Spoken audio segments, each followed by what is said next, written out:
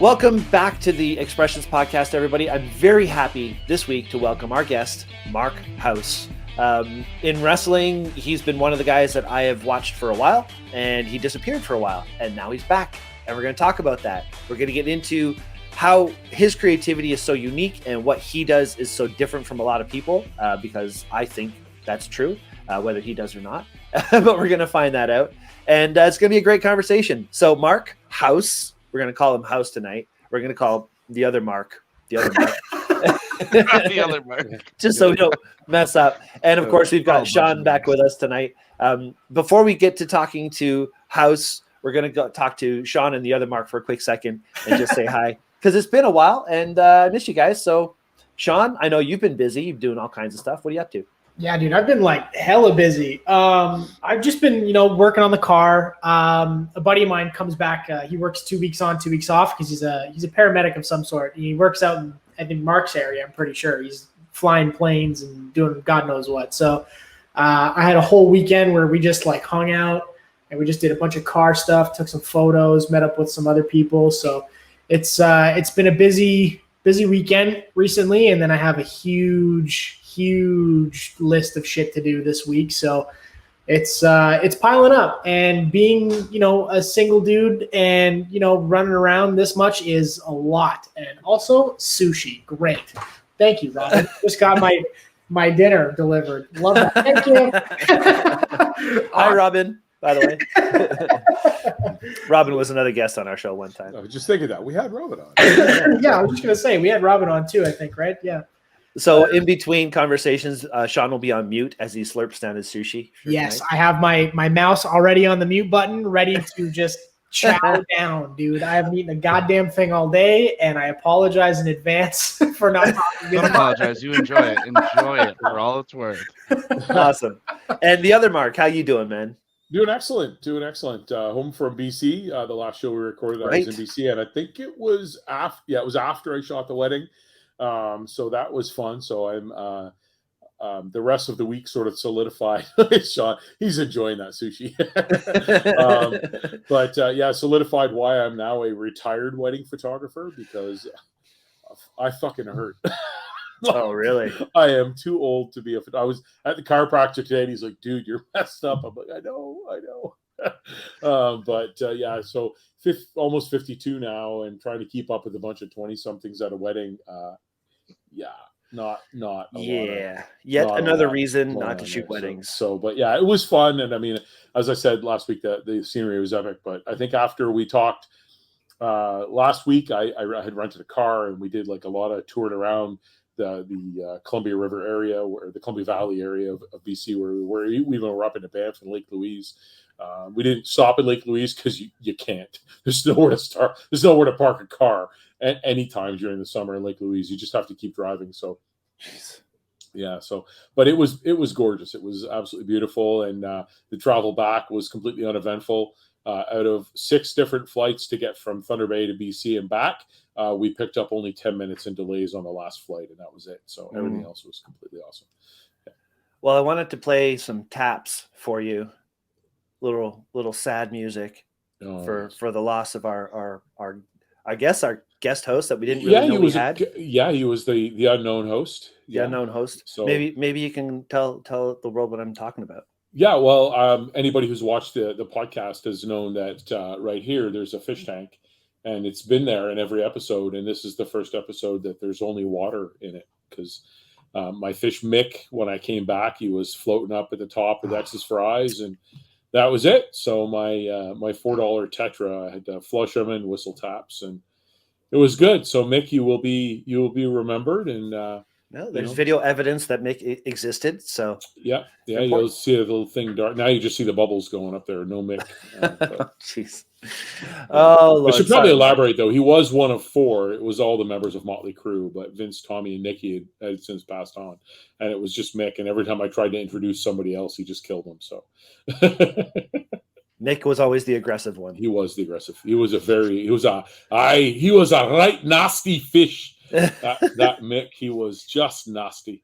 Well, I tell you, I do relate to how you felt about the aches and pains. I mean, I've been shooting a lot of wrestling lately, and am 52, and that is getting up and down. The knees are feeling it, man. Yeah. I don't know how Hauss is able to handle. I mean, you're not close to my age yet. That's a good thing. 37, going to be 38 next month. Yeah, there you go. But in wrestling, it takes I'm its old as toll. crap. I'm at 21 years. Well, you should be happy. You should minus 6 years from that because yes. So 16 years active, 21 years since I started. So okay. I'll take that because now I'm feeling good. Yeah, that's great. Now let's talk about that. So we'll start off the conversation with the wrestling because that is the most prominent thing that I know you from, at least. So how did you get into it? How did that all start for you? It started later than most. Most people will start at hear their stories. I saw it when I was a little kid and then I loved it and I grew up. I started at 13. My parents were like, you're never watching that because you'll end up doing it. And so they ended up holding it from me. And then my 13th birthday, like 3:00 in the morning, ECW was on. And I stayed up all night with my friends and watched it. And it was just some random ECW show.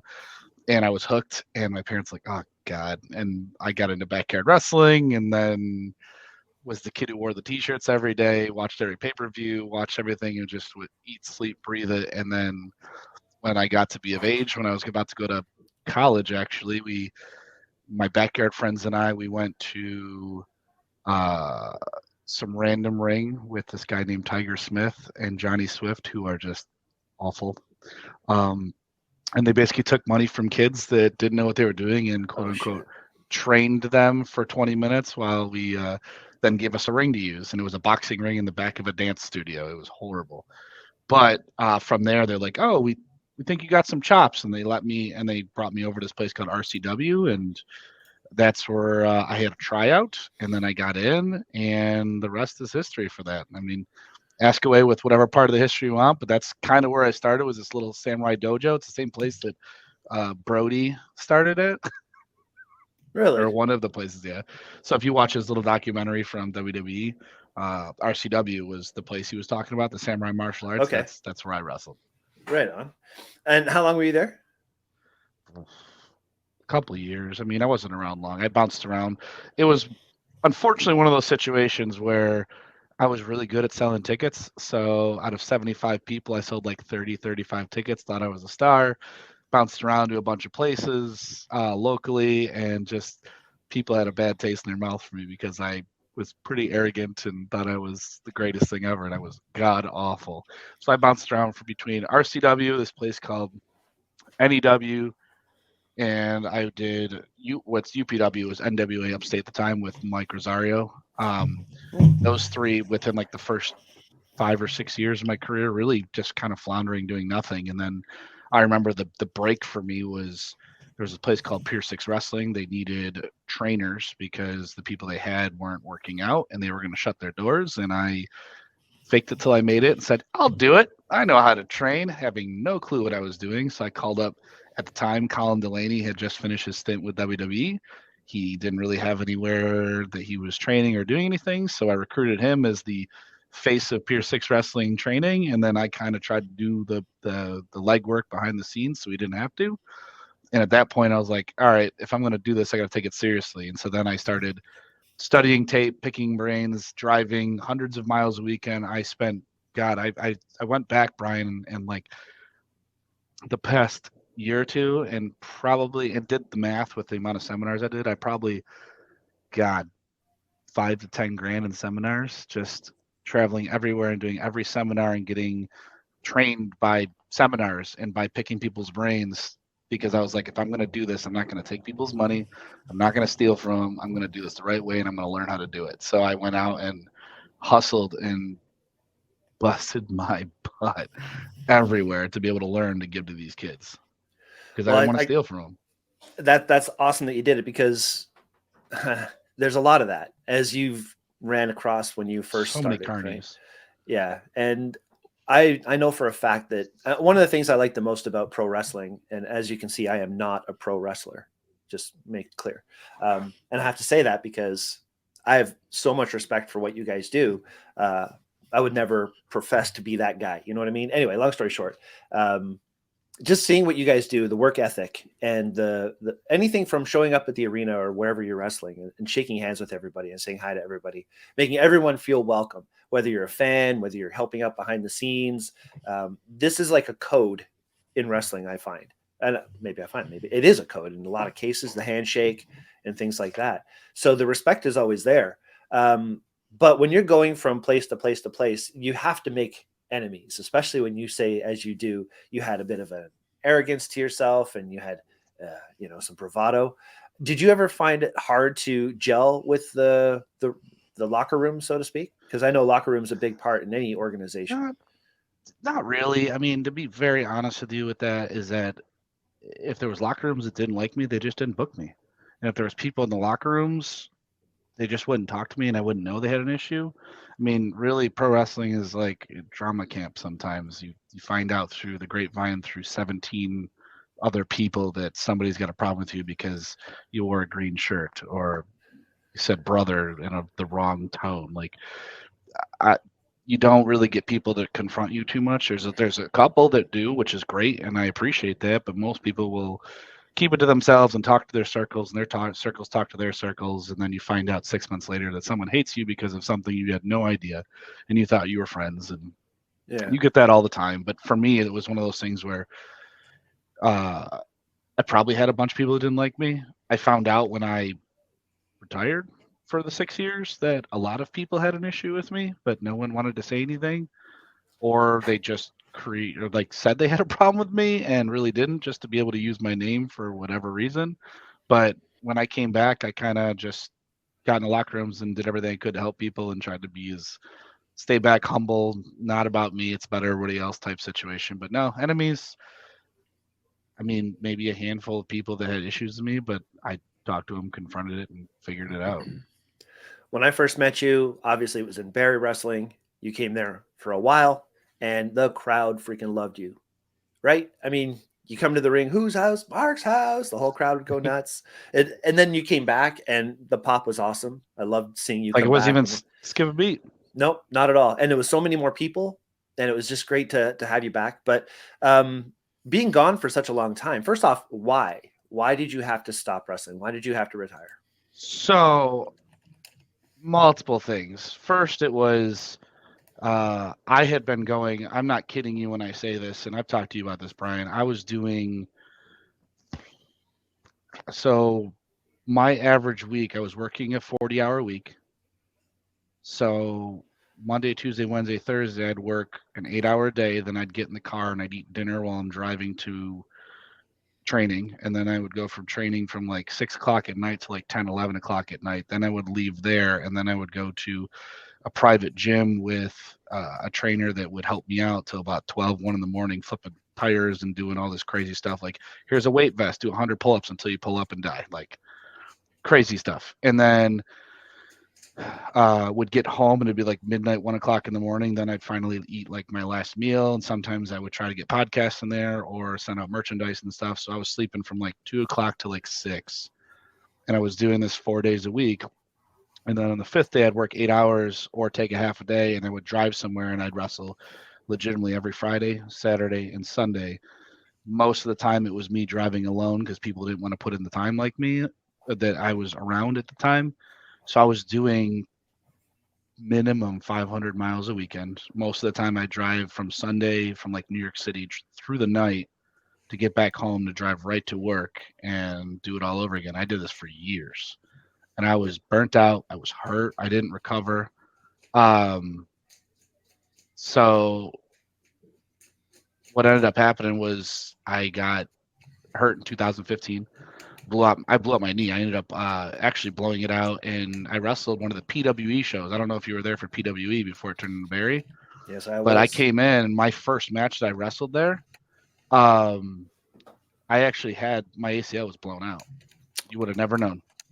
But I ended up was in a practice match with a guy named Maddock, and I locked up, and we turned, and my legs stayed forward, and my whole body turned around backwards, popped my knee, tore the ACL, MCL, PCL, meniscus. I had like the LCL holding my whole leg together. Oh my God. I wrestled and went to the gym for like 6 months on it. And then finally in New York City one night, went for leapfrog, came down, popped the knee, came home. Next day, they're like, yeah, you have to have surgery. There's nothing really holding yourself together. But Jesus.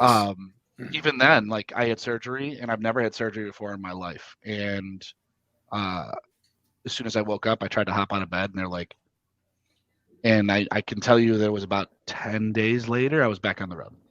I literally went to shows and became commentator, announcer, that's where I started the house calls because I had to do something. So literally I gave myself a 10-day window of a break. And then I was back to it, going to therapy 5 days a week. Even on my time off from work, I was still hustling for sponsorships, trying to keep with shows. I kept a full schedule. I was doing still 12, 13 shows a month, just with people. Going through all that, somebody listening to this might say, why? Like, what's the end game for that kind of hustle? At the end of the day, it was one of those situations where I wanted to make it to the top, and it's one of those things where pro wrestling is like playing in sports, like doing movies and whatnot, out of sight, out of mind. You're not seen, you're gone. And especially in this day and age where people have the attention span of a goldfish, you're gone for more than a day. You're out. Like, oh, did like the memes and all that stuff. Memes are in and out within a week, and you're like, oh, remember that meme from 6 months ago? That's like 7 years ago in like normal people time. But for everybody else in the TikTok nation, it's like a week ago. You're like, oh, it's gone. See ya. Who was that again? However, personality sells. And I remember Sweet Brown. I'll remember Sweet Brown till the day I die. There you go. There's some memes that will stick out in your mind, and there's some wrestlers that will create an impact, right? And you say you sold more tickets. Is that because you were going out selling tickets, or is that because your personality in the ring was getting people to register or book tickets? Because I know in Barrie, if Marc Hauss will be there, especially our loyal fans that remember you from the day, they'll buy tickets for you. I think a lot of it is that I tried to treat everybody like my friend because I truly cared about everybody. It wasn't about being a superstar. It wasn't about making money for the longest time. It was really just about being friends. Like, I mean, you see it, Brian. I legitimately have friends that are fans just because they didn't choose to wrestle, but I give everybody the time of day. I mean, it got to the point where you saw the Hall of Fame. I broke down and almost lost it because I hugged Ryan Schmidt. And I was just trying to find that photo. Yeah. And Ryan stuck. I literally, you see me, my head's buried in his shoulder, and I'm losing it because I'm emotional. The fact that I haven't seen him for 7 years, I could give two craps about wrestling. It was just being able to have that chance of seeing him again as a person. And I think what it was for me is that people see that in me. They don't see just, oh, he's a wrestling guy that I can't talk to. I am who I am. I'm no different in the ring than I am in person. When I go out after a match, if I'm a bad guy, I still go out and give high fives and hugs, and people talk to me all the time. I leave my social media open, so everybody, it doesn't matter. Yep, house party. I just posted that one recently. Yeah. But where's the other one? Yeah, literally, as soon as I hugged him, I was losing it right there, and I was like, hold on for a minute, and I was trying to compose myself because I didn't want to get back in the ring and be like, oh, look at that guy's crying, like, damn it. But like, that was it for me. And I think it's one of those things is that we're all people, and just because I do it in the ring and you're watching doesn't make me any more important. And I feel like some people lose sight of that because, like I said, like a social media, fans, people that watch me, that appreciate my work, my social media is open. People contact me all the time, and I will talk to them, and I've become lifelong friends with fans because they're just good people. I could care less about the idea of me being a wrestler versus them being a fan. We're all people, and they do something that I don't, and I just choose to entertain and try to do the best thing I can do for them. That's really all it is. You get it, though, because that's what wrestling is. That's what it should be. Wrestling, without the fans, I mean, when there were no fans, like it was a different kind of wrestling altogether. And it was wrestling just to get through it, right? But now that there are fans again, and that's what it's all about. And that's why even me as a photographer, I focus on what's going on behind me as much as I do what's in front of me. Because I try really hard. I mean, you see it. I try really hard to give every fan my undivided attention. It's not like you go places where there's celebrities and they'll shake hands, and they don't care as much. They're just kind of there to shake hands because they know someone's going to buy a ticket or merchandise or something. I will walk up to every single person. I'll ask how they're doing. I remember things about them because I want to. And I like Ryan and Stuckless and Schmidt. I will talk to them all the time, and it's not about selling a T-shirt or selling a ticket. It's about how are you doing as a human being. And I feel like with them, you can ask any one of the fans at Barrie. It goes a long way. I mean, I have pictures of it's going up on Fan Friday next month that I have on my social media. It's Charity. Remember Charity's kids? Yeah. Charity's kids. The last picture it took me in 2017. They're like this big, and now they're young adults.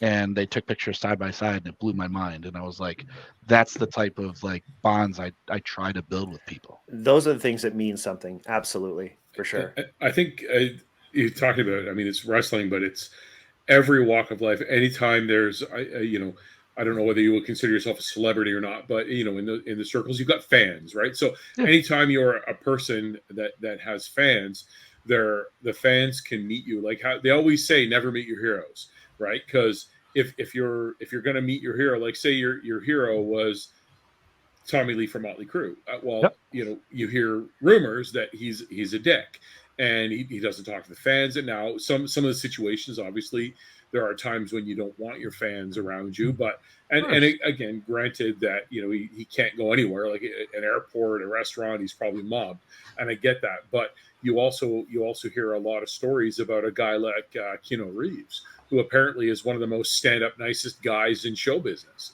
Who will give you the shirt off his back if it'll help you, type of thing. So you hear about good personalities and bad personalities throughout the entertainment world, if you will. And I know we've had I don't know why we've had so many wrestlers on the show, but because I find them awesome. No, but we have had a lot of wrestlers on the show, and it's funny because some of them say, well, what we do isn't a sport, and I would argue that it is, because it's very physical. It's a sport in very much how whether like a gymnastics would be, it's a sport, right? Because you're physical, you have to be some semblance of fit. Like, I mean, could I go out and be a wrestler? I'm a big guy. I'm chubby.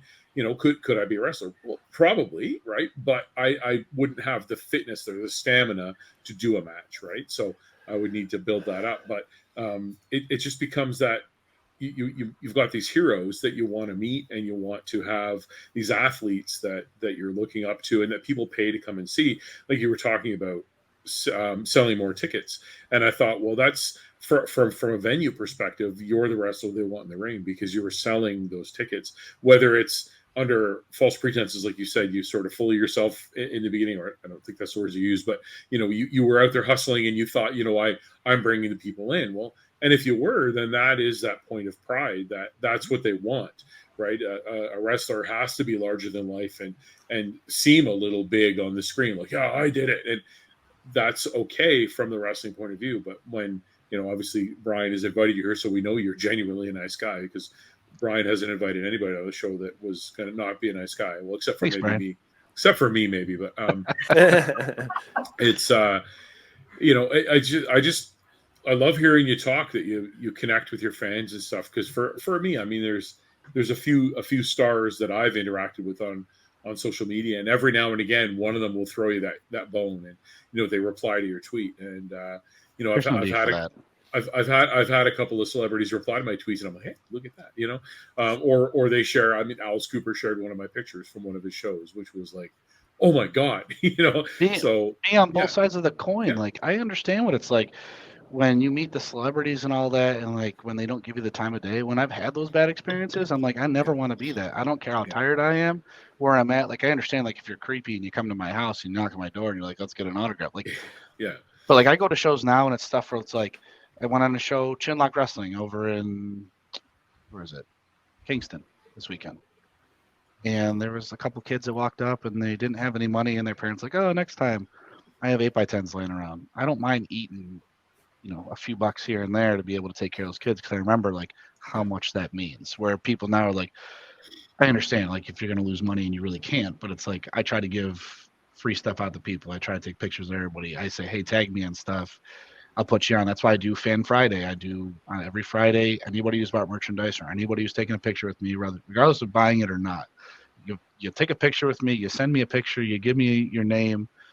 I will remember something about you. I put you up, and then you're the featured fan of of Friday for everybody on social media to see. Is like, you're the person. And I write something, a sentence or two, something nice about them that I remembered.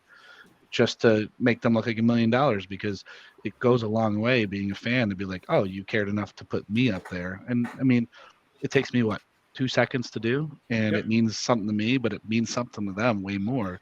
And I'm just a dude. Like I tell Brian all the time, I'm just a dude. I'm nobody special. I'm just a dude. I just chose to go and professional wrestle instead of be an engineer or go into sales. Like I'm just a dude. And you find that, like I did security for concerts and for several years, and I met a lot of musicians, a lot of and you very, very quickly learn they're just people.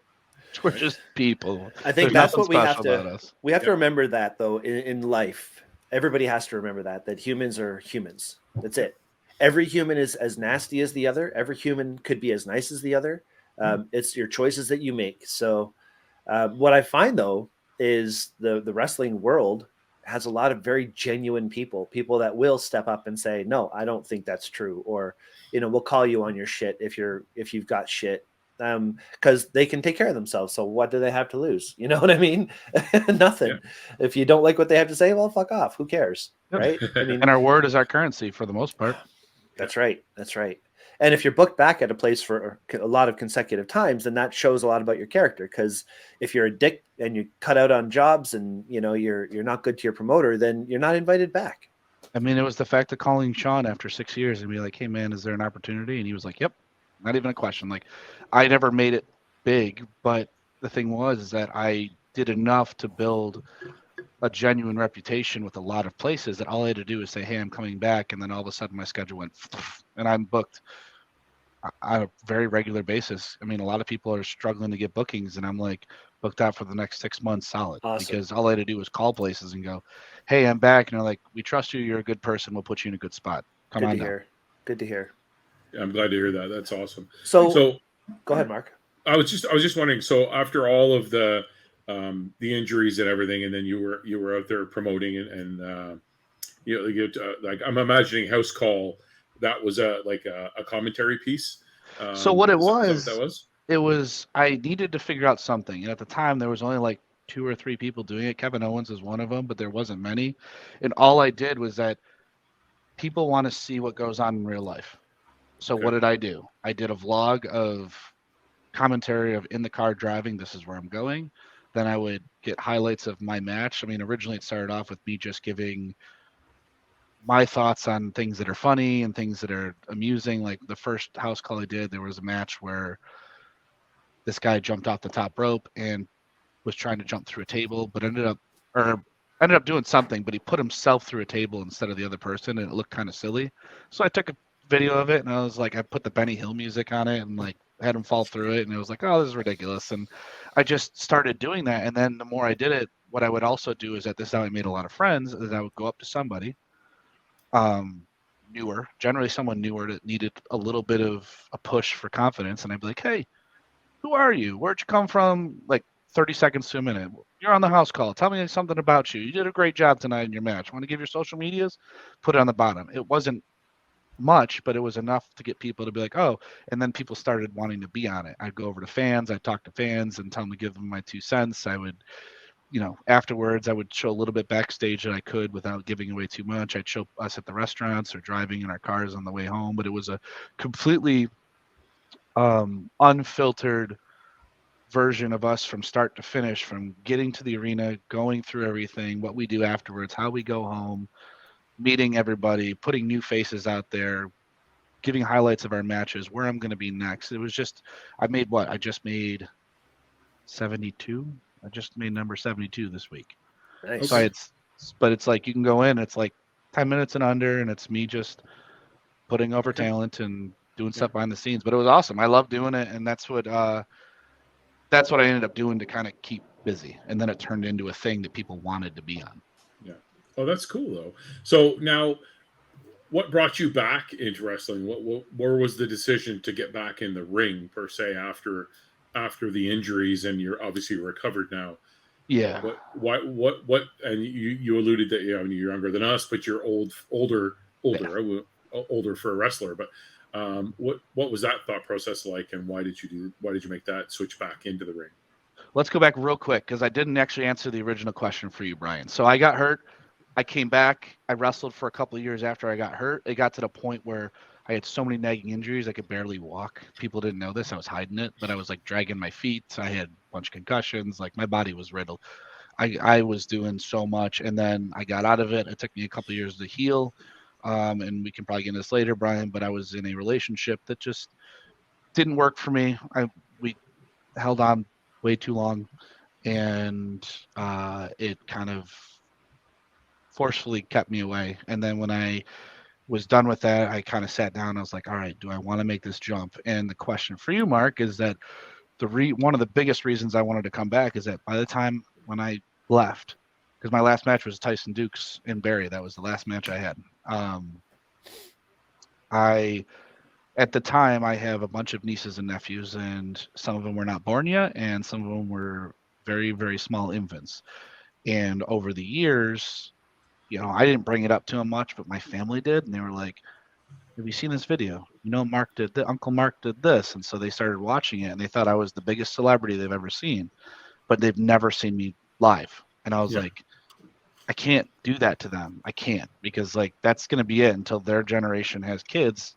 My family's kind of done having kids. So I was like, okay. So I made a decision December that I was going to come back, and I lost 45 pounds in a matter of a couple months and got back in the ring shape and hustled and went and got back in the ring and wrestled for half of them. The other half I'm wrestling this Wednesday for, and then in August. So they'll be seeing me, but it was one of those things where I wanted to do it for the kids because I wanted them to see it. Plus, as weird as this, I mean, it's something that I struggle with daily, is that I feel at times that when I left, I abandoned a lot of the fans because I had such strong connections with them. I felt guilty. And there was a part of me, it's like, you still have something left in the tank. You got to go kill yourself for these people because they were there for you and they helped you. And I was like, okay. And then I kind of came back, and then I missed a bunch of them. And then I'm like, all right, now I'm back in the groove of it. I'm feeling all right. My body's telling me I'm okay. I miss these people. I can't wait to see them. It makes my day. So I'm like, all right, let's get back on the road just for as long as I can and know that this could be the last match. So I just enjoy the days that I go out there and do what I got to do. You certainly seem like you're having a good time. Yeah. And when I saw you come back, you definitely looked better than you did the last time I saw you, which is right here. I was rough. There you go. I was so hurt at that point. In hindsight, I look back on the photos and I can see it. So I ended up taking a crossbody from one of Santino's students. His name was Freedom Wallace, but he gave it to me low, and I caught him, and it blew out my lower back. So at the time, I had sciatic issues, disc issues, nerve issues. Both my elbows were healing from being chipped. So I have they're I don't know if you can see it. It's kind of, but they're grown over the nerves and tendons. There's bone growing over it. I had concussions. I had got broken fingers. I mean, you name it. Like everything was wrong with me, and I was doing it basically alone, where I was getting up and just trying to survive, and no one knew. I would just put on the smile face. I'd go around the shows. I'd be the same person I am right now, except in so much pain. I would go home, pass out, wake up, sleep like 3 to 4 hours, and then barely get out of bed, and I'd have to crawl to get to like the shower. Jeez. And people had no idea because I would just hide it. I didn't want anybody's help, and I didn't want anybody to feel pity for me. Plus, at that point too, I found out is that this year I got a CPAP machine. I've been living all those years sleeping like 3 or 4 hours a night. I was at 78% oxygen, so I was barely breathing. I was sleeping like 6 minutes an hour. Yeah. So for all those years doing all that stuff, I was getting maybe 45 minutes to an hour of sleep. That is rough. I have they call it severely obstructive sleep apnea. I wake up every 2 minutes, and and your first night with that machine, you feel like you've never slept. I feel amazing now. I can sleep more than 4 hours at a time. Yeah. I get so much more done. I'm so much happier. But like, I mean, now you know how that is, but imagine taking like basically a 21 hour day and then having to try to sleep without a CPAP. I don't know how I did it. I don't know how I didn't die. You can't. I made a bad decision once, and I couldn't fit my CPAP machine in my bag for a carry-on, and that's all I was taking for a flight. And I'm only gone for 2 nights. I'm just taking the carry-on. I'll forget it. I'll leave the machine. worst decision because you don't sleep. You do, Nope. and of course, nobody in the rooms around you sleep because I snored. Yeah, so Yeah. my wife loves it because I don't snore anymore. Yep. So she can, she just has she calls it the wonderful light hiss of we call it the Minox because it's like, when Han Solo was looking for the Minox on the. It does sound like that. I always put it on because I was like, oh, it's my Vader mask because it's just I was disappointed though. I thought I'd have more dreams about scuba diving, and I've had one. Yeah, they're like you're supposed to dream. I haven't dreamt once, but I'm sleeping amazing, so I'll take it. I dream all the time, and you don't want to. We won't even go there, but yeah, I sleep through the night now. But well, I'm glad you got that sorted out because that can come, and it's my PSA of the day. If you think you might have sleep apnea, or if somebody you're sleeping beside is waking up gasping, get them tested because that can cause a lot of health issues, cardiac implications, and things like that. Oh, absolutely. Get it done. It's changed my life, and I've only had it for a couple of months. Yeah, I have no doubt that I made it to 51 and a half years old, almost 52 now, because I had that. I think I probably would have been gone by about 45 if I didn't have that machine. Yeah. Wow. Yeah. That's wild. I was going to make a joke earlier, Mark, when you were talking about how injured you were, about how alike you and Sean probably are.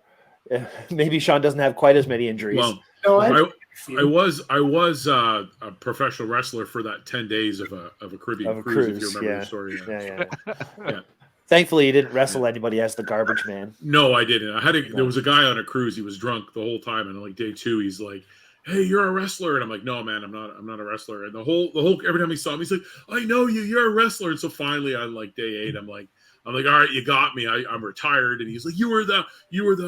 What were you called? I'm like, "Oh, it's the garbage man." He's like, "The garbage man, that's right." He's, "Yeah, garbage man."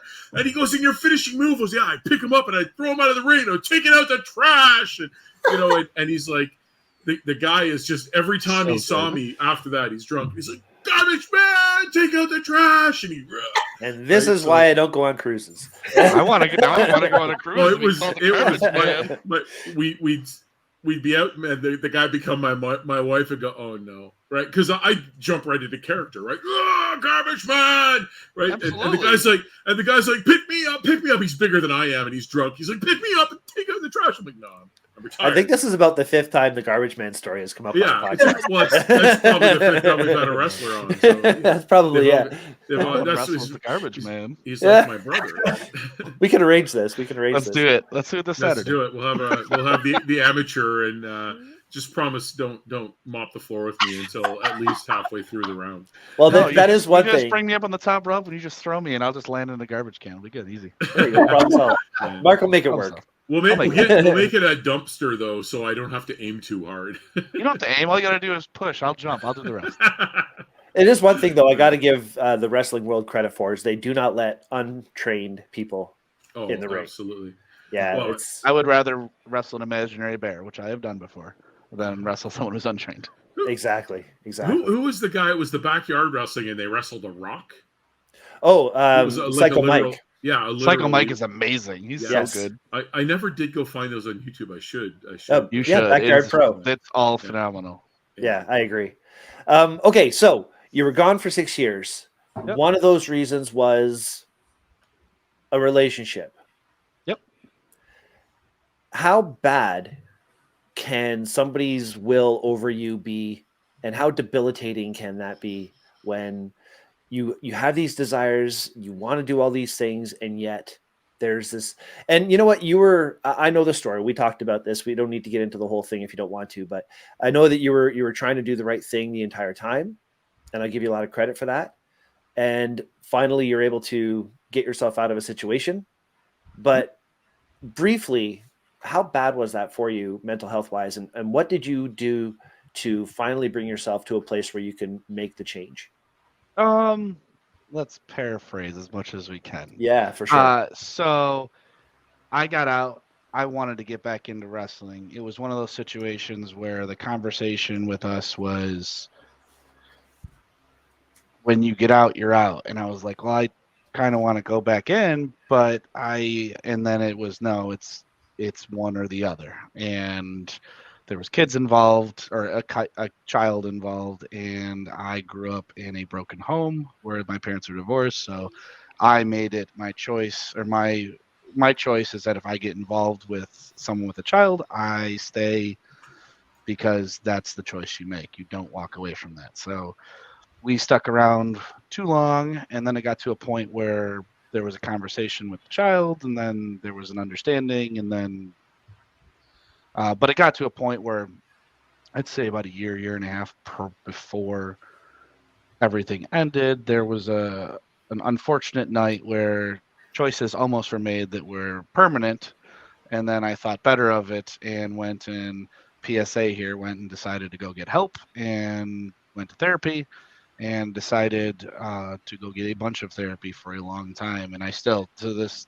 day, regardless of my mental state, I go once a month for maintenance. So regardless if it's good or bad, I go and I talk to them and I tell them either what's going good in life or what's going bad in life.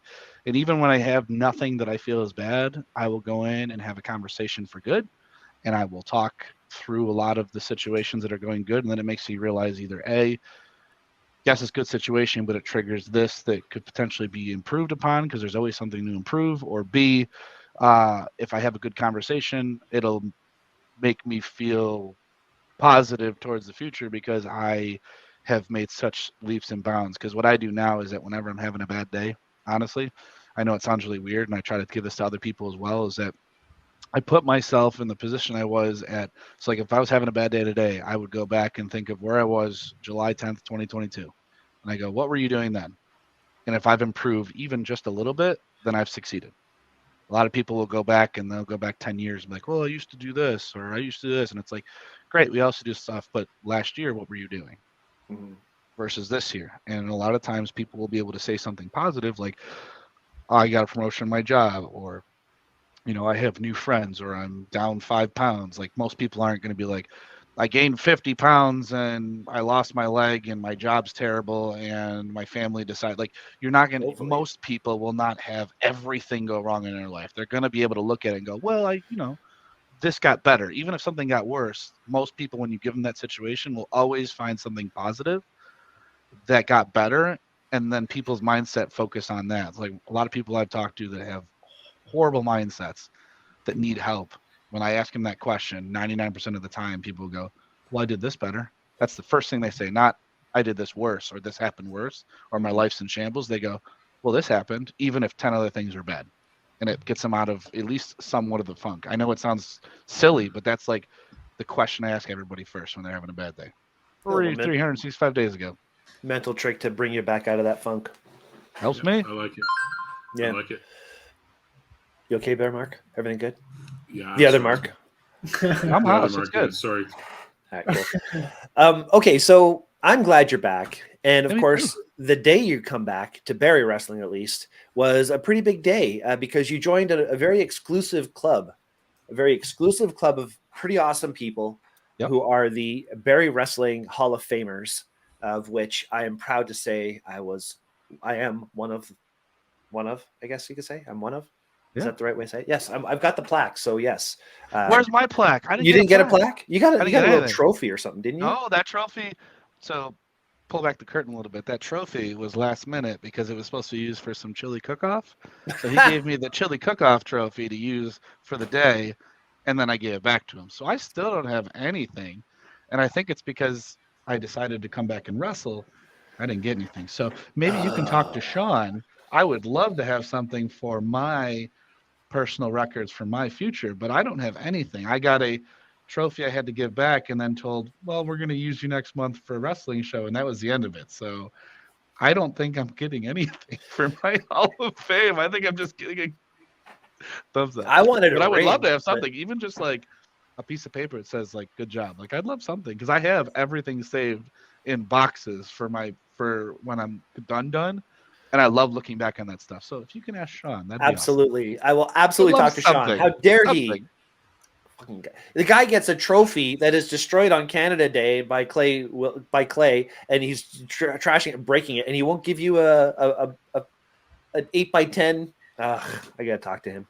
Anyway, I'm glad you're back, and I'm glad that you're in the Hall of Fame because there are very few people who. I remember Sean asked the group, I guess the cronies, you could say, the Barrie cronies, hey, you guys, if there's a Hall of Fame, who would be one of your picks? And I just House, and it was loved by everybody in the chat, and I knew it was going to happen. I was like, Well, I appreciate that. That means the world to me because it's one of those things that just kind of validates what I'm doing, the person I am, because it's less about what my work is doing. Because I know that like you could be the best wrestler in the world, but if you're D-bag, no one's gonna want you in a Hall of Fame. True, and that all goes part and parcel with the personality, right? So that's where your creativity comes from, and that's where I think we should start branching off to now. Sure. Is the creativity side of what you do, podcasting, social media, all of these things. How important is social media, and how do you use it creatively?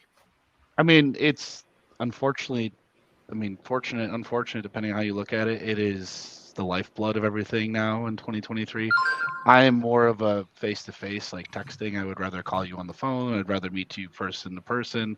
It's not like that nowadays. But like with social media, you have to be able to create a persona, but it's that fine line of creating the persona versus being a genuine person because you don't want to be taken advantage of by people because you're nice. But you got to set those boundaries, but also be able to set it with being a real person. So it's really hard. It's like with social media now, like I feel like I have a decent presence. I don't have a ton of followers like a lot of big names and whatnot, but I'm pretty consistent in the crowd and the demographic that I do have are very consistent in terms of talking to me, interacting with me, engaging with me. So I have a smaller group, but a very active group, I guess. Well, that Plus, makes the sense. Yeah. social media too is that I've learned that we are all creatures of habit, so it's all consistency. So like right now, I have literally something for every day, Monday through Friday, that I release at the same time every week. Like Monday is my weekend Monday, so I put all the posters and whatnot of everything I'm doing for that weekend. Tuesday's Talk Tuesday, so it's all my promos for the week. Wednesday is Watch a Match Wednesday, which is my previous week's worth of wrestling matches, and then Worker Wednesday, I try to take a wrestler that I'm friends with or someone I want to take pictures with, which Saturday we'll have to do, Brian. And then I just post a little blurb about them and give them a shout out on social media. Thursday is Thrifty Thursday for my merchandise, and then I put house calls out, and then Friday is Fan Friday. So I try to do something every day. And you work full time still? Yes, I work full time and then gym 5 days a week and working on How? a second job. I don't know. I don't even know, dude. Like I don't do all that stuff, and I still feel like I can't keep up. And the social media stuff, we haven't posted an episode in months now. You know what it is? So Facebook has a business manager thing now that you can use.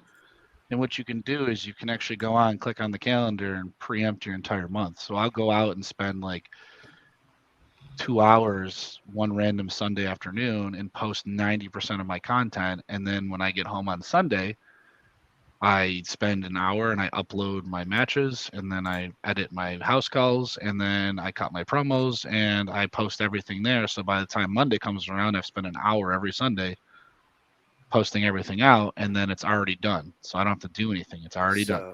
Throughout the week, it's just posting as you go. Yep. So I don't really post as I go. I mean, literally it's Instagram. So I just get a photo, I save a bunch of photos, and I'll be like, okay, this one here, and just kind of release for how I'm feeling for the day, and just to kind of cheer everybody up with something stupid. And then, but every Sunday I tend to post what I need to for the week, but usually it's like one or two things, and then the rest of the month is already filled in. So I spend maybe a total of like 4 hours, 5 hours a month, but I get 30 posts, and I get not even probably more than that because I do sometimes 3 to 4 posts a day. So I'm doing like 100 plus posts a month on like 5 hours of work. It's just being efficient and being disciplined. That's the hard thing is that there's motivation and discipline. And motivation, everybody's like, oh, I need to be motivated. All motivation is good for is about 2 days a year. Discipline is being able to do it when you don't want to do it. So I get home and I'm like, it's 10 o'clock at night and I'm exhausted. I have to do this. Do it. And I just do it and I go to bed and it's done. Well, the most successful people in the world are the most disciplined. It absolutely makes sense. Yep. You get your shit done. I get that. Like I shot that wedding a couple of weeks ago and I did, even though I know it's my last wedding, I did what I always do. I got back to where we were staying. I loaded all the pictures to the computer. I had a shower while they were loading in and making their reviews. And then I edited like 6 or 7 photos and I emailed them to the bride. So the morning of, she like the morning after, when she wakes up, she's got not everybody's iPhone pictures. She has my professional photos in her inbox, even though that's my last wedding that I'm going to shoot. That was important to me, that I continue to give her that same experience that every other bride I've shot has. Right. So that's what you talk. That's a discipline. Like I'm dog tired. I'm in pain. I just want to have a shower and fall into bed. But I'm like, nope, I'm doing it. But the thing is, that's what makes you successful, because I really feel that the people is most successful. Because the thing, maybe I'll hold on, I'll get into it in just a sec, because I think I've talked to you about it a little bit, Brian, and I know it probably sounds silly to a lot of people, but some people it resonates with. But having that discipline, one, it builds your brand, and it makes you, when you're consistent like that, people are more willing to work with you because they know what they're going to get. You're not a wild card. You know what you're going to get.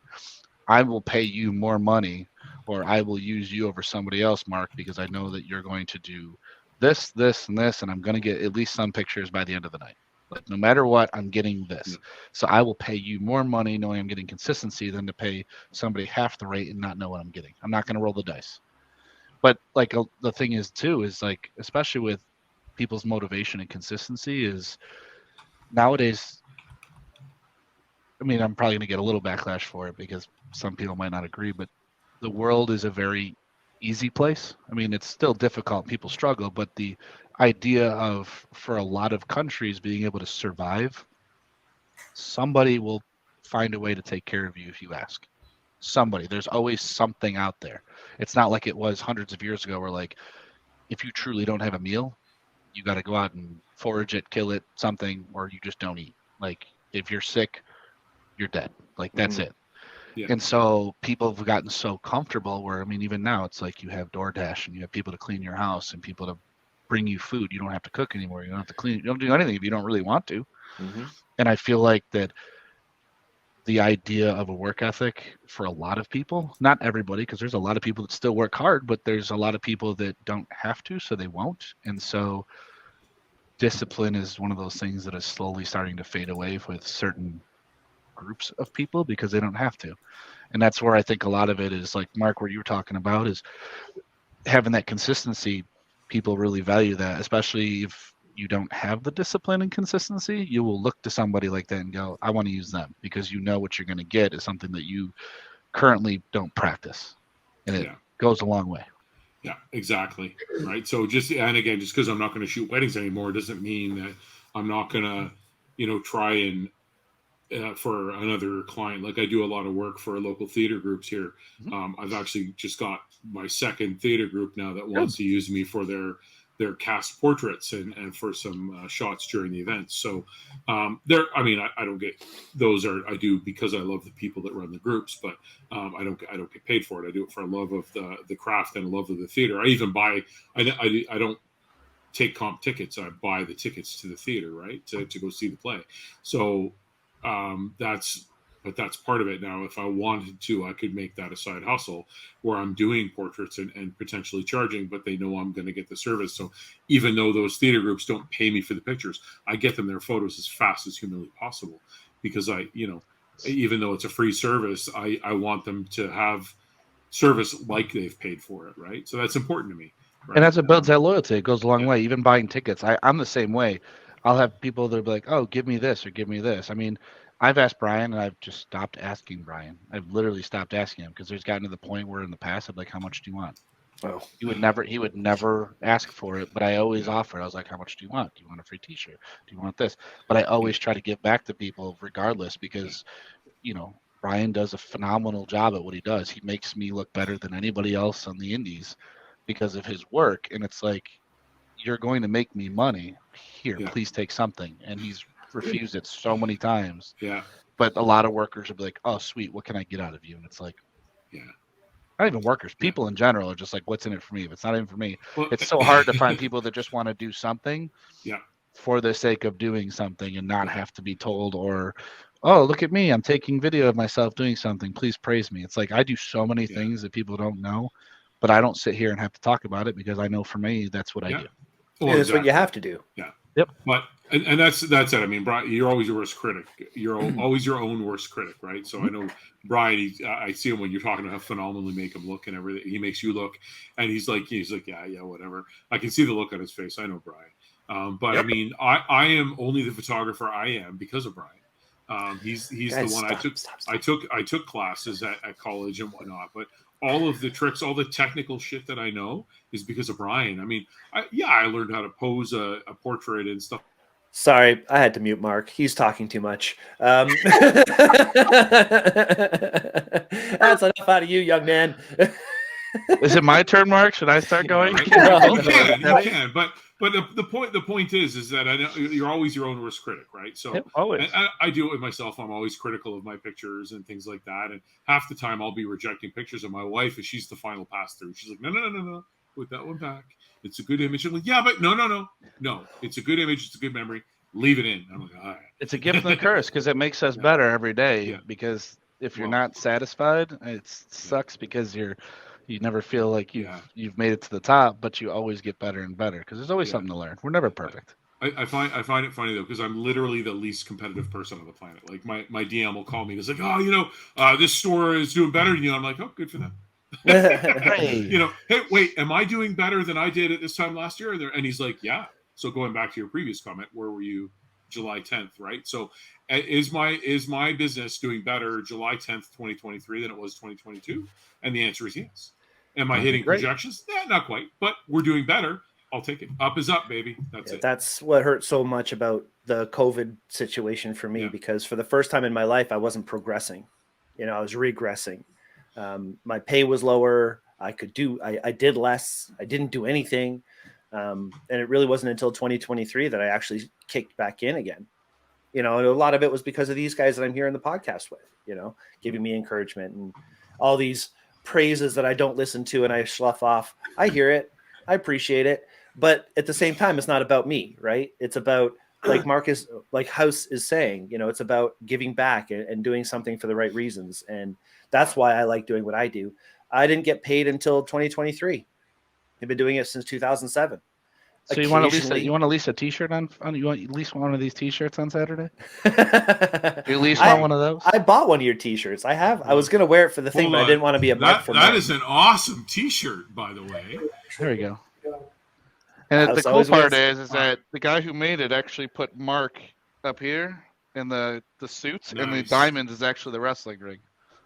Nice. I know that's small little details, but I will take a shirt. I will take an extra large. What's that, extra large? Okay. Yes, please. I'll bring it on Saturday. I'll have one for you too. How much you sell them for? I sell them for 20, but the thing is, I always say 20, and then it just really depends on the person. If someone's really struggling, then we'll figure it out. Yeah. I'm not out to make money. I'm just out to make sure I'm not losing a ton. Yeah. Gotcha. Yeah, I've got one of Brian's wife shot me one, and I wear it. People are like, what? Because they don't get it, right? Yeah, that shirt. I love it. Yeah. This is my shooting shirt. The ones I sell have the white shot me on the front. When I'm shooting, I put it on the back so that you'll see it if I'm shooting. Yeah. Well, the other thing too, Brian, like you were saying with COVID and all that and giving back, like it's funny as it sounds, I spent that time during COVID trying to learn as much as possible. I learned a lot about investing, learned a lot about life growth. Like I did a lot of learning because I realized that the world stood still. So this was a perfect opportunity because I worked from home for me to learn skills and to try to figure out how to get better. And that's where I kind of took it serious. Where I was like, figure out skills, do stuff, learn, become marketable. So I took it as a pause. But one of the things I kept hearing over and over again from all these super successful people was charity. And I was like, that's silly. Why would I give away anything that I made? This is silly.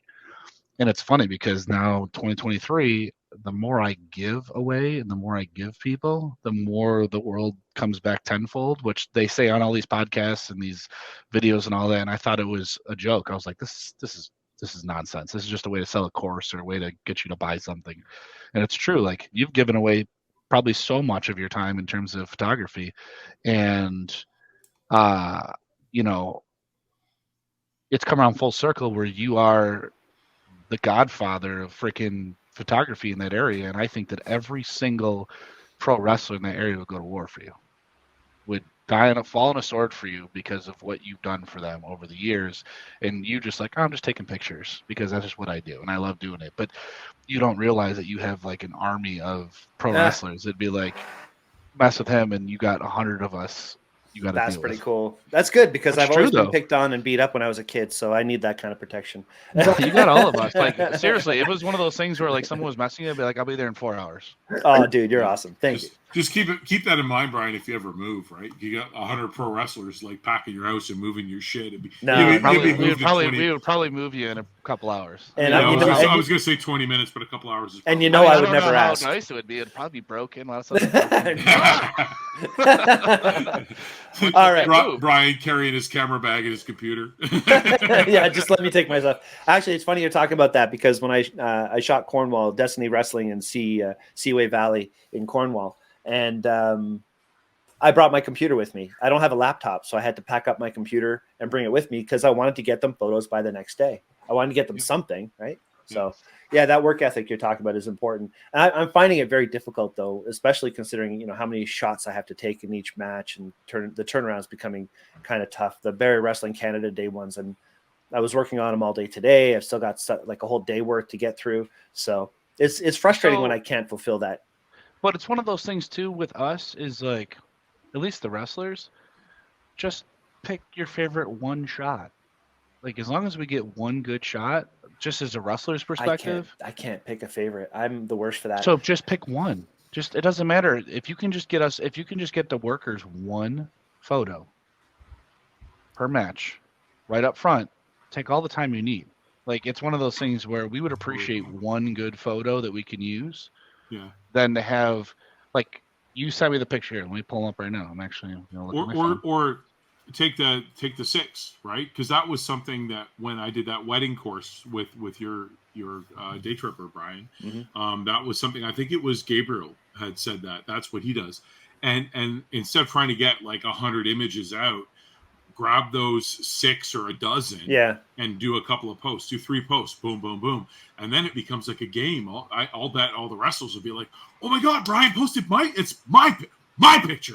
Brian posted pretty much. my picture. I mean, it would work. And another Yeah. thing too is if you really wanted to fulfill everybody's match, I will give you just like how we structure a match. I will give you exactly what we're looking for. 2 pictures, or a total. If you wanted to do this, it would be a total of, let's say, 5 pictures. 5 pictures max we would be happy with, and then eventually if you just wanted to give us photos, even if they were unaltered, we would be happy with it. If you gave us 5 edited pictures and the rest of them are just raw shots, we would be super happy. You'd never see my raw. but what I'm saying though, so if you could get us, because the things that go best for us and the things that we post the most that would get you over is an entrance picture for both of us or whatever they are. So if there's 2 people in the ring, you get me. Let's just say it's me and Clay. Me versus Clay. Or the Stratos one. Me coming out, Stratos coming out, 1 move for each of us. So you gave me with the senton, you gave Stratos with a DDT. And then whoever won the match. You get those 5, you have yourself a complete match that makes everybody happy because one person gets 3 photos, the other one gets 2 based on what they are. And I mean, you gave me the pictures with me and Rocco. One of them was enough. I turned around and I'm going to put that in there and use it for all my promotional pictures. But there's a picture out there where it's like me and Rocco standing outside of the ring. Boom. I'm happy with that. Then there's one where I'm giving a senton. Boom. If those are the only 2 I have, and then Stratos has him coming out, hitting a DDT, and me getting the 3 count. Those 5 pictures are more than enough in a 20-minute match, a 50-minute match, a 2-minute match. And if you can narrow it down and do 5 maximum per match, that would make it super easy, hopefully easier than what you're doing now. Yeah. And we would be happy. I guarantee you. If you asked everybody in the locker room, like, hey, I can't pump this out, but I can get you this, this, and this, I guarantee you 99% would be like, great. You get one of me being featured, one of me doing something cool, and one of me hopefully winning. I'm not going to have 28 terabytes of hard drives full of photos and only share 5. Well, but I'm saying like short term. If you, I know what you're saying. Yeah. You know what I'm saying? Yeah, just to get it out quick. I understand. But, and even quicker to get something out the night of. Do 5 photos, do 7 photos. Top 5, of the entire night of every match, and then you work on. That's what I started doing more recently. Especially with Barrie Wrestling, you do 5 pictures like that, like the top 5 pictures, and you always do one with a fan, and then you let them vote on it, and then whoever wins the thing, maybe Sean goes out and gives like Wrestler of the Month for this because they had the best picture. It's something small, but it gives people engagement. It lets the wrestlers be able to post that stuff and push it, and then it gives the fans a reason to be able to fight for whoever they like or don't like. Like the one picture you took of me where I was shushing Clay. It was hilarious, but people might like that because it was funny. But there you go. You got 5 photos. Mark, that was a wonderful idea. You get 5 photos, you turn it around, turn it into a game, and let people have fun with it. Yeah. And then it gives you time to be able to take a deep breath and not feel like you're under the gun. And then you can slowly release stuff. But like I was saying, you do those 5 photos per wrestler, and let's say you have a really good day 6 months from now, and you just do a photo dump, and you're like, here's Barry, here's this, and you're done. And then you can take your time on it, and no one's going to give you crap for it because, like I said, you're not just some run-of-the-mill, I'm going to take crappy pictures. You know you're getting quality work, and I don't mind waiting 5 or 6 months to get quality pictures if I'm going to get a couple up front. It all depends. I hear where you're coming from, and the fact that we're having this conversation is perfect because this is the creativity side of it, right? We're just being creative, coming up with interesting ideas to market ourselves and to get the brand going. I love that. That's exactly the point of these conversations. But at the same time, I also look at all my photos, my 2,000-3,000 photos a night, and think there's stories being told here, right? And I can't post this one without these other photos that tell that story with it. This is the way my brain wires, right? Because there's the build-up move, and then there's the look in the eye, like I'm going to do this, and then there's the doing it, and then there's the reaction to what was done, and that whole thing tells a story that I like. But there's so many different ways, and it's like you say, get them out first. And I love the idea of a top 5 photo. I'll probably start implementing that right out by the next day, and then that'll give me time to get the photos done. However, if I'm being hired by a company like Destiny or whomever, they got to have photos as soon as possible. So I'm trying to get those albums complete. Well, that's a different story. If you're doing ones where you're creating charity for it, then you do your top 5. Plus, you know what that's going to do? Because people know your quality of work, it's going to force the wrestlers to get better because they're going to start working your camera more if they want to be. I've noticed that's happening. I've noticed. But you notice how I'm constantly walking over to you, like the whole thing with Stratos, where it's in the ropes. He found you, and I was like, "Go find Brian." Like literally, we're talking in the ring. I said, "Go find Brian," and I sold. As soon as I took a move, I sold over to you, and I put my face right in your camera. Yeah. And then as soon as I realized your camera was there, he tried to pull away, and I was like, "Nope." But that's the thing. It makes the workers better because they need to be able to work the cameras, both still photography and cameras, and it puts them in a position where they have to get better to work towards TV. So you're doing them actually a service by making them compete for it. And it's great to see who actually has the level of interest to see that and who doesn't. Yeah. Because there's a lot of wrestlers who don't give a crap, and then there's some who do. And even like referees that will say, oh, Brian's right there, let's not stand in his way. And then others are just doing their thing. It's interesting to see that shift since I've started shooting more. But because people are more professional, like they're becoming more professional, they're being more conscious of that, especially in a day and age where online is more important than I'm not going to say that online is not more important than the actual fan, but in terms of the longevity of everything, social media is becoming just as important, if not a slight bit more important than what the fans see, because you have to work. Yeah. And I'll be honest with you. I just canceled my Netflix. Screw Netflix. They suck. I don't have it. No, I'm done with them. And I'm spending that money on IWTV. And I'm watching some matches from all over the place of wrestling events from all over the places I've shot at that I didn't even know were on there. And then, all this new stuff. And I'm loving it, man. I'm loving watching the wrestling after I've shot an event because I'm seeing so much more. And it's such night and day difference. Like I'll send you afterwards. I have there's a Grapple Pro company out in Buffalo that I work, and it's literally just a warehouse that's a training facility, and they tape it with really high-end cameras with like 10 students in the crowd. Like they don't show them, but they're there, and it's like underground. And I wrestled a match this guy named Jeremiah Richter, and I worked towards the cameras like I tried to do lately, and it was a night and day difference in like one of their other matches where the kids haven't gotten to that level yet, and they're just wrestling. I'll send it to you. I'll show you. They're 2 6-minute matches, and you can see the difference of it, of how much different someone looks as a star compared to someone who's not me being a star, me being more seasoned versus someone who is newer and not knowing the difference. Right. That's the difference. Like if you took the pictures versus them not working towards you, it makes a huge difference in demeanor and how you're carried. Totally. But I tell you what, we are usually a 1-hour show, and we are went over. coming a little over there. Yeah. So that's okay though. That's okay.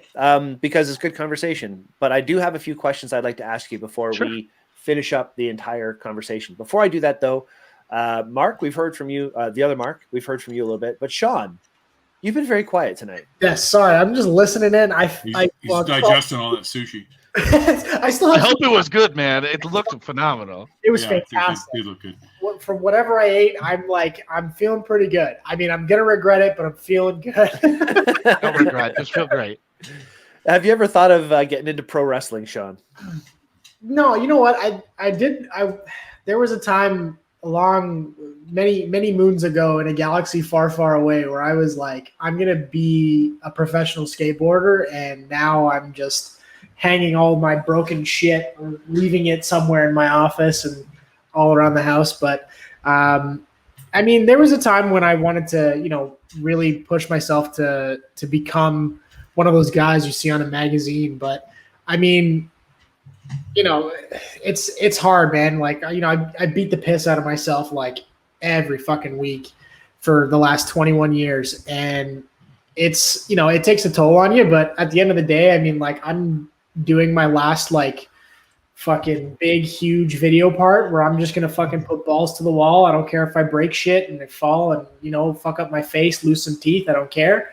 I'm just going to fucking put it out there. It's the last thing I'm doing. And then it's just like coasting. Like I go out, I have a leg day. That's basically it. So it's taken a toll on me to the point where like now I understand, like I have a full-time job. I have rent to pay. I got a car to pay for. And I can't really do this shit anymore. That's awesome. That was the first time actually I met Brian, believe it or not. That's right. That was a good day. I was fucked up though. But you were so good. So if you had stuck to it, man, you absolutely. I mean, who knows, man? You're just having fun right now, and you're doing what you love to do, and you're busy with your car. And you're doing all kinds of things. Your life has shifted, but you still are this guy. You still did this stuff. Honestly, the door's unlocked. How old are you? I'm 29 in December. Trust, like literally the past 6 months, more has unlocked for me in the past 6 months than did for like 10, 12 years prior when I got in. So the only advice I can give you is the second that you stop worrying about becoming anything in the area that you love is the second that all the doors unlock. I'm not kidding you. I'm like, oh, I'm out. I'm just going to wrestle for a little while longer and I'm out. And then all of a sudden within the past month, and I'll talk to Brian, I'll talk to you guys about it after this, but like within a month, so many doors have unlocked where it's like, maybe I can go for a couple more years. Maybe I'm going to have to. Yeah. I'm in that You never know. I'm in that same boat now, actually, because like I just like do it. The stuff that like I've been posting on my Instagram, right? Like it's just me dicking around with a bunch of my friends, right? Like everybody has been telling me too, like your whole dynamic from like, going so fucking hard every time you go out just to get some footage, like to now it's like you're just dicking around and having a good time. But like now that I'm fucking around, so many more people are like, let's go out, let's do something, let's find a spot, let's go here, let's go there. And I'm like, Just do it for you, man. Just do it for you. The less you do it for other people and the more you do it for yourself, the more fun other people are going to have because they're like, oh, he's being genuine with himself. And that's all people want. They just want to watch other people genuinely having a good time, not being a character. Exactly. That's like my free therapy, basically. I just go out and beat the shit out of myself, and then I just deal with the problems later. I'm just like, all right, we'll work it out. Credit card of life. We'll pay it later. Exactly. I can wait a little bit on that bill. It's okay. We'll default on it when we die. We won't pay it back. It's fine. At least you had fun. Hell yeah. Yeah. Mark, anything you want to say before we? No, I just want to say thanks for being on. I mean, it's been a great show. I think we've had a great conversation here, so it's lots of fun. So thanks for being. I appreciate it. I love this type of conversation. I'd love to do it again anytime you guys want. We will ask you. We like having people on again. Yeah. Absolutely. Okay, so here's the questions for you, my friend. Question number one. Actually, you know the answer. You know this question already. We ask our guests if they'd like to issue a challenge or something to our viewers, and you were kind enough to give me one. Do you remember what you issued? I don't. It's been so long. No problem. I have it right here. Pick up the phone and call someone who had an issue with you or vice versa, and either apologize or forgive. Yep. Do it. That was one of those things where once I started going to therapy, I literally picked up the phone and I made amends with everybody I had wronged. And it was rough. But I went through down the list and there was probably about 15, 20 phone calls of people that I really screwed over and shafted because I was a dick. And I called him up and I was like, you don't have to like me, but just know that you were not in the wrong, and I apologize. And a lot of them were people that I didn't talk to for a long time. One of them was a guy that I talked to. His name was Chris, and we didn't talk. We were best of friends from like 5 until mid-20s, maybe 24. And we hadn't talked for 13, 14 years. And it was just a stupid misunderstanding that he had an issue, and I never really explained myself. I just let him walk, and then I was like, screw him. And after like 13, 14 years, I picked up the phone. I was like, the hell is your problem, man? I go, here's the deal. I'm sorry for whatever I did. Let's figure this out. And then 2 days later, he called me. We talked it out, and we now back to being best of friends. So like, Awesome. just pick up the damn phone, because there's a lot of people that there's a misunderstanding on stuff that people you really want in your life that you just don't have anymore because of misunderstandings. That's 99% of the problem. Yeah, and as we get older, we learn to communicate better. That's for sure. Yeah, Yes, Or at least some of us do. And sometimes, if you leave it too long, you don't get the chance. Correct. Right. Yeah. So, you know. Awesome. Okay, great one. So yeah, don't forget that challenge to everybody. And then the first question that you don't know of, unless you've watched our show before, all the way through to the very end, which nobody does, but that's okay. Well, now I'm going to start because I really like this format, All the honestly. way to the end, man. Come on, what the fuck? Okay, so question number 1, tool of the trade. So a tool of the trade doesn't necessarily have to be a tool. It could be a concept, a belief, a philosophy, something that you fall back on every day that just helps you get through it. I mean, it's not a tool for every day. It's more of like, we already talked about the one with looking back on a year, but one of the things that I like is sometimes you get a lot of people that get very upset with you, and they will call you selfish, and they will call you conceited or narcissistic or this and this and this, because people like to throw hate at each other. But I was actually, when I talked to my therapist, do you know the actual definition of selfishness?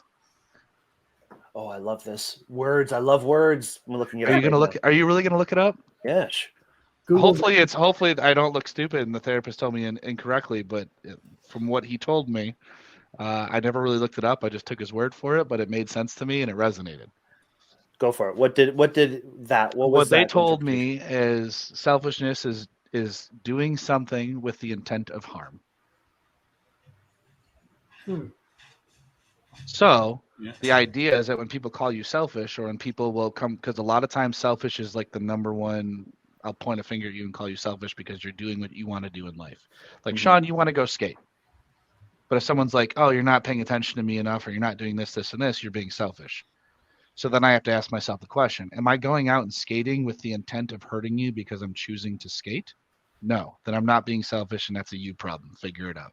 Man, where were So you once in the last, like 5 to 10 relationships? I learned it through my last relationship. I honestly, it took me 6 years to figure it out, and took me till 36 years old to figure it out. But like, if you look at life that way, because I have people in my life that are like, well, you're not around anymore, and you're not doing this, and you're going off and wrestling now, and you want to do this and do this and do this. And I look at them and I go, I don't react, and I sit in my head and I go, am I making this choice with the intent of hurting them? Or like in a relationship, your boys go and ask you to go out to the bar, right? And your girlfriend is like, don't go out to the bar, it's rude and it's wrong. And then you're like, in your mind, you're like, I'm going out to the bar to have a drink with my friends.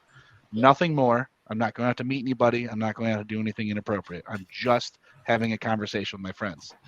Is that the intent of hurting your girlfriend? No, then your girlfriend has to figure that out on her own, because that's a her problem, not a you problem. And like, that's something I look at a lot of times when people have beef with me or people have problems, which is, again, going back to, if you can answer that question, that you did it, but there was a part of you that could have come across as you're trying to hurt them because you were doing it selfishly, pick up the damn phone and call them and be like, yeah, I was being selfish. But other than that, that's a them problem. People got to figure that out. Also, here's another one. One more. This is my biggest piece of advice that I got out of life. The world changed for me, Brian, no joke, is that everybody walks around like this. They have their finger pointed at the world, and everybody else is the problem, and everything is the problem of why they are at their life. The second that I went, it's my choice. The people that I choose for relationships, my problem. The job I'm at, my problem. The reason I am where I am in my life, 100% my problem. I am the reason why. I'm choosing these people. I'm choosing these situations. I'm choosing not to make choices. Sean, you're choosing to slow down in your skating, and you're choosing to do what you want to do now. It's made your life easier. You're choosing the jobs you have. You're choosing to do this casually. It's making your life better because you're owning your own shit. You're choosing to get microphones so you can start Planet Pointless again. Thank God. But there you go. But like, it's all about choices. And so when everybody sits here and you hear people complain about, oh, my life isn't where it wants to be. You know what I tell people all the time too with that? I could go on for days. I'm sorry, Brian. We could have a whole nother hour-long conversation with this. But like when I point the finger and people are like, well, I can't do it, and I can't do this, and I can't do that. And I go, you know why you're not where you are, where you want in life, or why you don't have the relationship, or why you're not doing the things you love? It's because you don't want to do it. You are choosing to be in this horrible spot in your life because you are comfortable with it, and that's where you want to be. Because the second that you're like, I don't want to be this anymore, is the second that you'll actually change. But the people are so comfortable with being miserable that they'd rather be miserable because that's the choice they made, because that's what they want. That's because they were in the pot as it was turned on, and then it boiled slowly. But it's the choice that but realistically, once they start to it's realize easy, that it's like, they're like, you're in this relationship because you want to be here. And you're like, no, I don't. And I'm like, if you didn't want it, you wouldn't be here. So clearly you want this choice. You're just unwilling to change.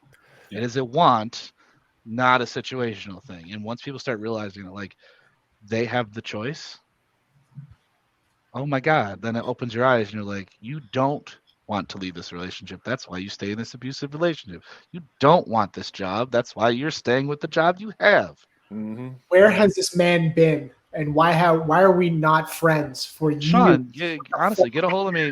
This is like literally, so the next step, and I'll be honest, is that I've started looking into it. I don't know how silly it is, but I've looked into like the life coaching stuff of just being able to help people and talk to them. And I don't even want to charge for it. I just want to like talk to people and help them out, because I went through a lot of stuff in my life and I made lots of poor choices. But every poor choice has been, a learning experience. And I'm one of those people that I fail every day. When people run from the darkness, I turn into it and go, hell yeah. And I run right into it, because what do you get? Darkness. It's not that big a deal. But I fail every day. I find something uncomfortable, because then eventually nothing's uncomfortable. Mm-hmm. So, Sean, if you want, you can get my stuff from Brian, and you can talk to me anytime you want. If you want to set up video calls and we'll sit and chat, we can do this all the time, because hell yeah, what you're going through right now, I've lived it. I've lived it for the past 10, 15 years, and I get it. I've gone through the highs, the lows, the very low lows, and some very decent highs. And it's not all gloom and doom. It's just a matter of, it's actually not gloom and doom at all. It's just perspective. Yeah. That's it, man. All right. Well, I'm going to take on that. That's good shit. Love it. Man. Love it. Okay. Awesome. Last question before we say goodnight. Sorry to keep you so long. I apologize. It's all good, Mark. Hey, so far the longest show that we've done is with a wrestler, and that was with Brendan Holden Albright. We're going to need to go soon, though, because I think my friend needs to go outside. It's going to get messy. And I know Shelly wants dinner. So anyway, last question. Last question. What's your jam? What song do you love, man? What song can you not skip past? 5-star every time you hear it. Just that one song that your brain just goes, bing. I love this song. I don't know. There's so many of them. So it's the one song that I always go back to because it reminds me of when I was a kid, is Crisscross Jump. I love Crisscross. Come on. Daddy Mac will make you. Jump, I love that song. I love it. That song. I love that. Yep. So That's I used to jam out to all the time. I used to listen to the tape, because my dad had the cassette tape, and I would listen to it on loop. Dude, I used to work at Jean Machine, and we sold the crisscross jeans and clothing that went on backwards. Oh, well, I actually wore mine backwards when I was in like elementary school, until I could not get the pants off quick enough, peed myself, and had to flip the pants around and had the pee stain on my ass, and then that was the end of it. So then I went the shirt around the waist. We'll get you back on the show for the most embarrassing moment show. Yes. But it was horrible. I was like, and that was the day I stopped. But I still wanted to jump. There you go. Oh, that's funny. All right, Mark. This has been a lot of fun. Thank you so much for spending the night with us. This will air at some time, and I'll make sure you get a copy for sure. Tag me on it, and so I can plug it, because I'd love to have everybody listen. And when you plug it, where do you plug it to? I don't know. All the social medias, just at the Marc Hauss. You can just put it wherever you want, but everything is at the Marc Hauss. Fantastic. Dope. Thanks so much, man. And to Thank the you. other Mark and to Sean, thank you both for being here. And to Aurora, who didn't make it this week. She's super busy doing all kinds of stuff. That's why she wasn't able to make it tonight. So we love Aurora too. And we wish you all a great week. We'll see you all next time. Before guys. we do, Shell, do you want to say goodbye to Mark? That's all we get from Shelly. See you, everybody. Take care. Ooh.